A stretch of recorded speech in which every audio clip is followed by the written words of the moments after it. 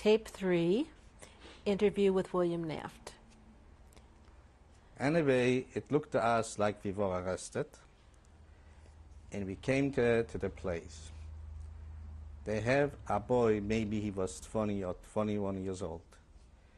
He was all tightened out like a cow with string, laying on the floor. And they start hollering at us. We didn't know what they want.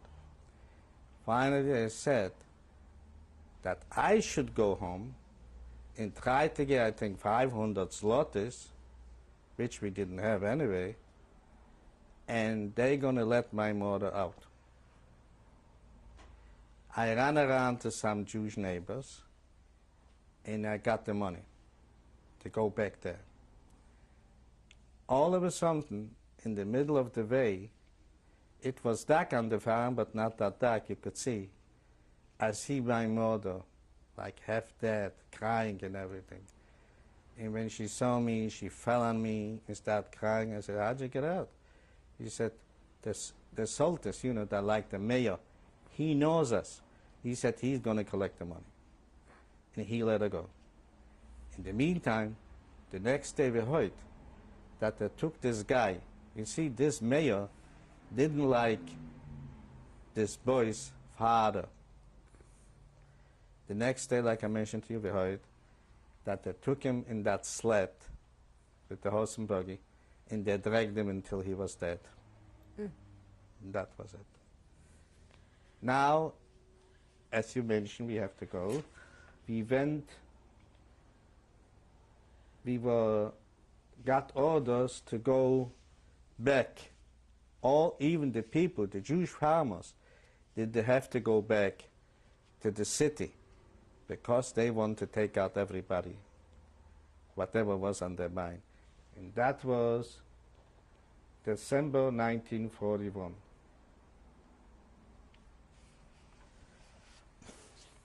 And we came back to the city. It didn't take too long, and they give an order. All the people should come out. I don't remember exactly what street, to congregate in that street. We all went there. SS was there, and they took all the people or whoever they wanted, put in one line, and the other people in the other line. I was in the line where they sent us to work. And the other people, they took to the gas chambers, as we were told later. You mean the rest of your family? The rest of my family, I have nobody from my family. From my brothers or sisters. But this is when they separated you? That's and it. This was the last time you saw them? No more, nobody. So this did go on for a while, and... Why do you think they spared you? Maybe because I was younger. My parents was older, you know. Maybe, I don't remember exactly how old they were. But they were not old, you know. It was not a question at that time. They decided, it was not a question of God who should live or not. They were the God. They took the people whoever they decided. Maybe they didn't like your face or something, that was it. So what happened to you then? Then I stay in Kielce. And we were told we're going to go to that place. That was a big company where they made bullets for the rifles.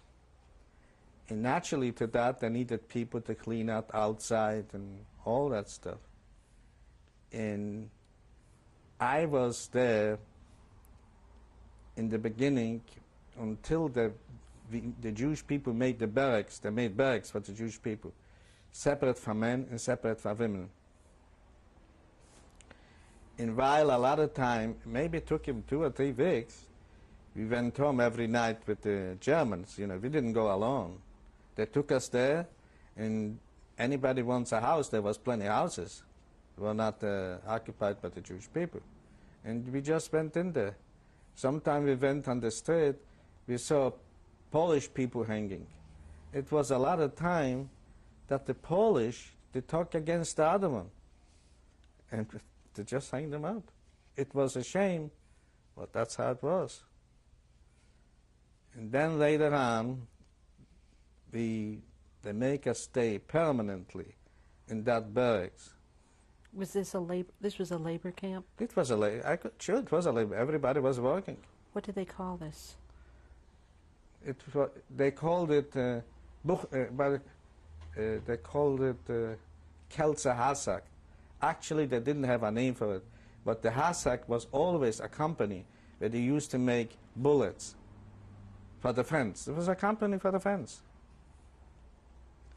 And there we used to go every day around, on the place, around this place. We used to clean it up and everything. And at one time, we stayed in the line. Every time when we got together, when we came out from the barracks, we used to stay in line. And one time they said, "Who is a shoemaker?"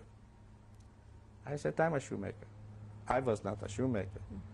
But I know, no matter what, somehow I take a risk. And I decided to say I'm a shoemaker. And they took me out. And I went to the, well, 7 people of us. 7 Jewish people that took the shoemaker. And there we met the Polish chef, they call him chef. And he was, how would I say, like the foreman Oh, of you a mean a Polish. chief, Polish chief. Polish chief. He was, how would you say that? He was like a foreman. He was over us, and there were Polish people working too, shoemakers. And we were working there. And sometime, if they needed people, it was a consummate. A consummate was like a big place where they have food.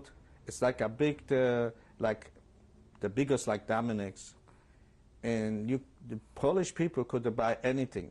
They bring the shoes to fix, so we fixed it. And anything they wanted, they have cars, everything. So we used to fix for them. Did you have enough food to eat? There, nothing was enough.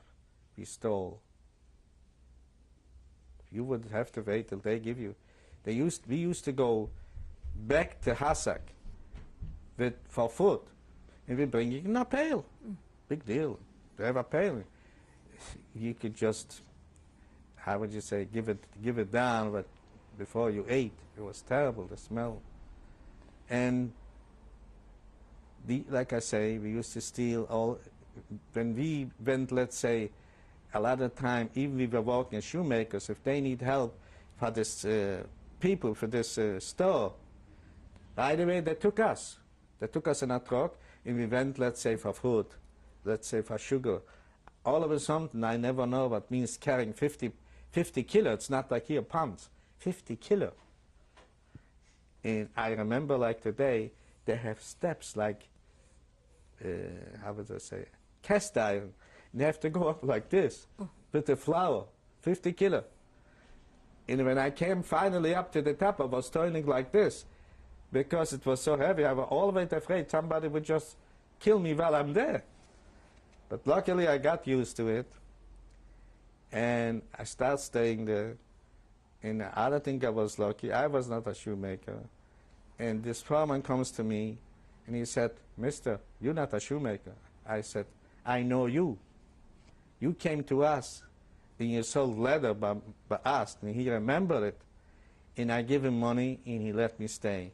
And I start learning and I start fixing later.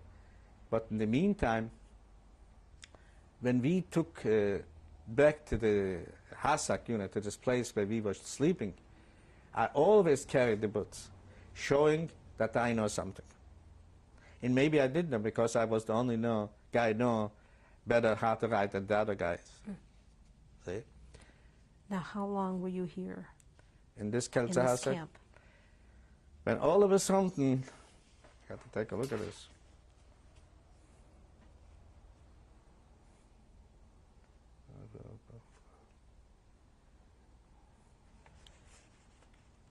Till around, I was in a few camps.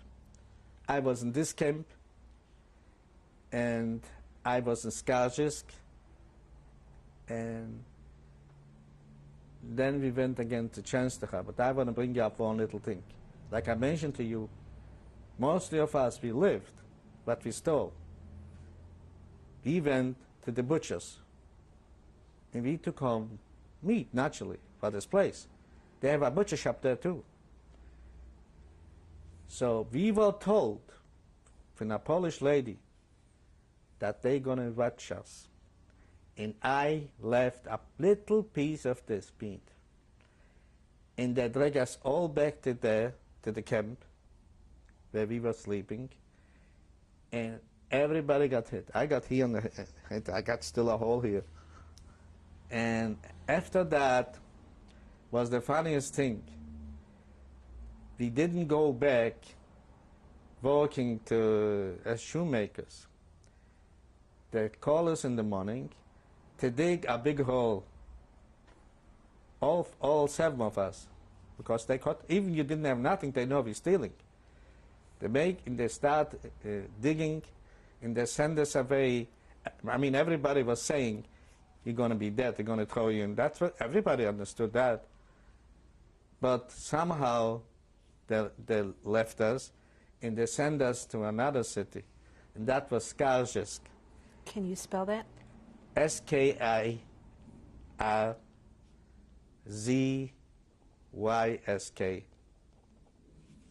And they took us there. They were building the like houses. It was a big place, and we helped out. I was working outside and making like by the sidewalks or like in washrooms, sometimes cleaning up. This was my job. One time was the funniest thing. After work, nothing was wrong. And I know this guy, his name was Skolgi, a Jewish guy, nice looking guy. He just goes up on the steps, and one German guy, they really call him Werkschutz, I don't know why. Maybe he was half Polish and half German. He takes a gun and he kills him on the steps for nothing. He was one of the boys. So after this, we went back to Kielce after a while from that Skarjisk. And from Skarjisk, they decided to take us to Częstochowa. I think in Częstochowa they took us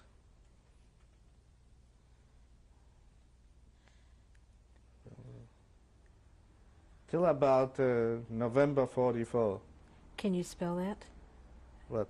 Częstochowa? Częstochowa? Czestauchau.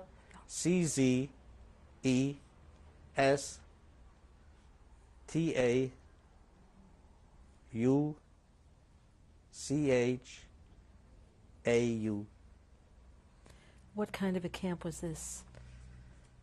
Was a camp pretty, you see, somehow, I wouldn't say 100% it was better or not, but they loosened up a little bit because they took us there when they thought already that the Russians are moving.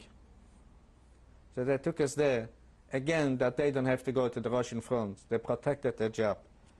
You see, that's what we all thought, you know. And when they took us there, I worked there again by the shoemakers. Were you in this camp till the end of war? No. Then we went on November 44. They packed us in cattle trains, like, who knows, maybe 100 in a cattle this bags, whatever you call it. And they took us to Buchenwald. We came there to Buchenwald. Again, the same story. Everybody was in a line. We bought, like me, I have a little money because I sold bread or meat. Mostly, no matter what, was when I bring, let's say, bread. I give it to friends that I know are little related to me for nothing because I know they didn't have it. And then, let's say, the meat, I know somebody, he has nothing to eat, so I give him, so here, have something. We try, but somehow we make a few slaughters. They would call us slaughters. Then we came to Buchenwald, and like I mentioned to you, they put us in a line.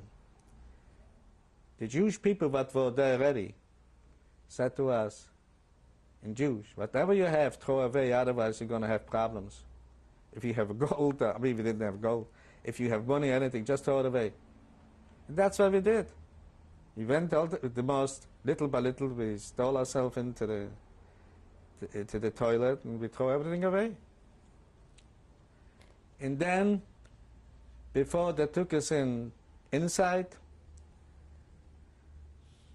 they told us to undress. Everybody have to undress. And you did have to go through to like a kettle of water. I don't remember exactly how it looked. You would have to go in there and dip. It was like green water. And then after you go out, they give you another clothes. And the number I have at that time, 1163.76. It wasn't tattooed, though. No, it was a little piece of cloth on the jacket. What kind of clothes did they give you? Not the best. It was very cold in winter. We have the problem, if we stay, they call it appeal. Sometimes you were half dressed. They didn't care. They hold you as long as they want. And you were in Buchenwald till the end of the war? No. In Buchenwald, I was a nice little while, and we just went out every day. The food was, what can I say, it was lousy, like a piece of bread in the morning with a little coffee. And then dinner was nothing with nothing, like soup. Every day we went out, stacks of people dead, because there was a lots of camps there. And this did go on every day. It didn't matter when. It was no good day, it was no bad day. The people died because of From hunger? hunger. A lot of people, you know, the worst thing, if somebody got tired, they start eating grass. This was the worst.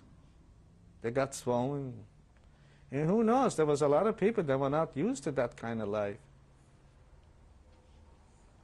How were you doing health-wise? It got better every day. We tried to find, I used to be a little more like gambling. I tried to steal myself in the kitchen and find some peeling from potatoes. Anything helped. Better than nothing, but gas, that was the worst thing. There you don't have nobody, because everybody was the same thing. Everybody had the same problem. And then, you want me to condense it. Then I went, Flossberg, I went February 27, 1945. Flossberg. Can you spell that? Sure. F-L-O-S-B-E-R-G. And what was that camp like? That was a death concentration camp. You see, like I mentioned to you before, somehow the Germans wanted to have a job. And there, they claimed, the people that worked there, the Jewish people, claimed that, I don't know if you heard the Frau 1, Frau 2, Frau 3. This was the missiles they sent to England, was yellow. And they made this stuff there. The yellow stuff, when the people that worked there, after they were finished, they have to dig in the ground and bury it. And all the people that worked there, I didn't work in there, I worked around there. I was lucky. And they were yellow. All of them yellow. Like you see a yellow from an egg. That's a yellow they were. When this stuff was so strong. And what it was, no water. They just tried to build. And they have nothing. And the foot was so bad. You stepped in with your shoes, you were lost. It was a little wet. you could have lost your shoes. We have a lot of people went with, with rags and instead shoes. It was a terrible camp. And then looks like all of a sudden, like you say you want to finish, they have orders because they heard, again the Russians are moving. So it was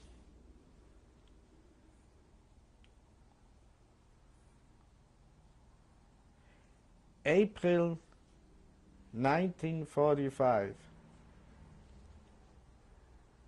They took us again on a cattle train. They put us there. The really people were dying. And me, I wasn't so lucky either. A day before I got sick. Somehow I ate, I changed something, I don't remember what, for something. And I bought this flour. It was not good for my stomach. And all of a sudden, I don't know, after a day or so, I got up. When I got up, I saw what's happened. In the smell, I don't wish anybody should smell something like this, because people didn't have much food, and they made everything was in the wagon. They didn't let nobody out. I got out. When I got up and I found a piece of bread, lucky me. Otherwise, it wouldn't matter who, they wouldn't do anything to get it. And I start coming to myself. Here I was in the middle of the wagon, and I start thinking, what am I doing now? Like I said before, when you have nothing, you don't care for nothing. And here I see they have in this cattle wagon, the wagon, they have like a little window like this. There was a little wire in the middle. Believe me, one person couldn't get in. Now, I was like a skeleton. The other guy lives now in New York. He is heavier than me, but we both were nothing. And I walked there finally to this window. It was not easy, but I got there. And I said to this guy, I didn't know nothing. And I told him, I asked him a few questions, and I asked him, would he do something if it would come even to run away? He said, yes, I have nothing to lose. He liked to joke all the time too, a little bit. And I said, look, I didn't know even his name.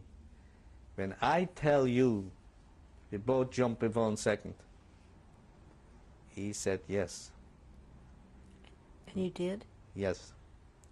When the train turned in a big curve, it was the night, I said, now, we both jumped out in the same second. And we ended up, we didn't know where, but who cares? As long, even who knows for how long, if we be free, it's worth all the whole life. To be free, it's nothing to think of anything better than a person to be free, and especially when you come from a place like this. We jumped out. We didn't know where we are. We found a man because when we jumped out, we were in a place was all farms. A man met us. He came to us. He understood right away what's going on. And he said, I know. Polish in Czech, the language, is a little similar. But by talking with the hand and with the language, we understood each other. And he knew our situation too. He knew from where we're coming. He saw us. So you were in Czechoslovakia now? Yeah. And we asked him where to go to hide. We didn't say we want to sleep or eat, but hide. So he said, you're going to take me to people. But not to worry. The assimilation was very big in Czechoslovakia. Jews with Germans, and Germans with Jews, and Czechs with all other nationalities. He said, I'm going to take you to a German. He owns lots of farms. But don't worry, his wife is Czech. I know him. You don't have to worry nothing. We came there, he took us to the barn. He have a nice barn. Beautiful barn. Straw, cows, everything. Beautiful. He hid us there. He gave us food. He asked if we want cigarette. He was very nice. His wife came in. But I think 3 or 4 days, he came up, he said, boys, we understood German. You have to understand, I have to let you go. Because the Germans ever so often came for cows. They didn't pay for it. They just give him a ticket that they're going to pay, but they didn't pay. He knew when they come, they look all over because they want to find something for themselves.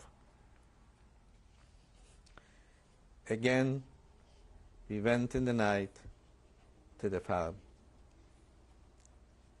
And there, it was not so easy because we didn't know to who to go in. Finally, we went in, somebody sent us. I still remember they called this guy, he was a Czech, Hudak. And I said, he's a good man. He's going to risk his life, he don't care. You don't have to worry. But he's going to hide you. So we ended up in the barn again, and we have a lots of trouble with our stomachs. We have to run just like every few minutes because the food was not good. We didn't realize. The food was good, but was not for our stomach to take it. Anyway, we were by him, I would say about 10 days, until the Americans came in.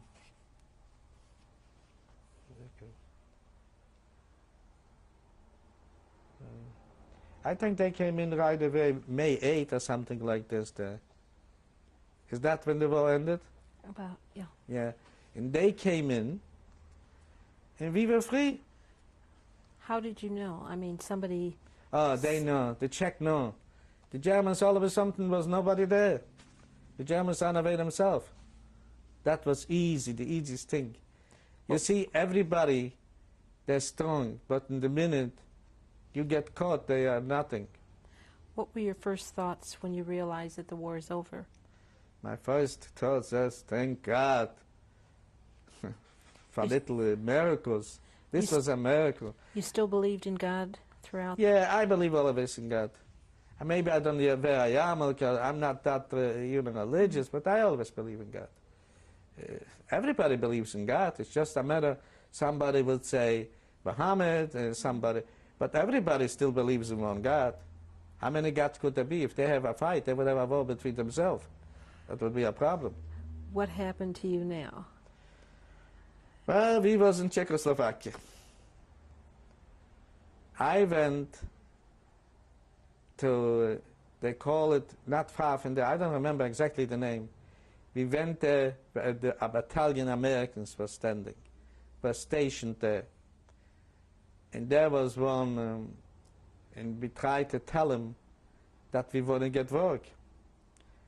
Until they found a soldier, his name was John, I show you in the picture there. He's Polish, I don't know where he is today. And he said, he's going to find my family, which he did. But I was there in this place, and we were even ready to go to Japan, the main thing to go to the United States, all 4 of us. But 2 people were working here, and other 2, I was working with the guy, you know, not what I jumped. You were doing what? We were washing dishes, pots and pans, helping cook, and then we washed it. Well, not easy. I think I got a place something. I didn't think of it to take it, where we were washing all this. And then we went one time to have maneuvers. We still went with them. Then we went Pilsen.